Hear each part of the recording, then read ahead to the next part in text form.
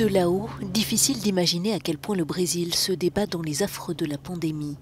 Il est le deuxième pays le plus endeuillé au monde, plus de 203 000 morts jusqu'à présent. Pourtant, un air d'insouciance flotte sur les plages de Rio de Janeiro, où rares sont les masques et nombreux sont les badauds. Mais les chiffres sont bien là. Le mois dernier, le Brésil a vu le nombre des contaminations au Covid-19 augmenter de 70%, avec 70 000 cas quotidiens en moyenne.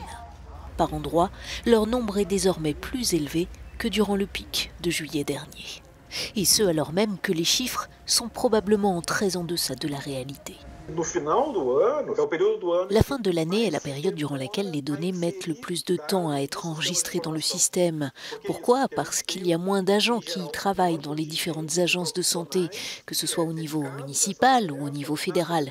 Et du fait de ces équipes réduites, il y a un retard important de l'enregistrement des cas dans le système d'information. No registro das ocorrências de casos no sistema de informação. Alors que le Brésil bataille pour mesurer la véritable ampleur de la crise sanitaire déclenchée par le Covid-19, le pays peine à faire face. Le ministre brésilien de la Santé doit encore présenter un plan détaillé de vaccination nationale. Faute d'une vision claire sur le calendrier des vaccinations et le public concerné, les cliniques privées commencent à passer leurs propres contrats avec les laboratoires pour importer des doses à destination de ceux qui pourront payer.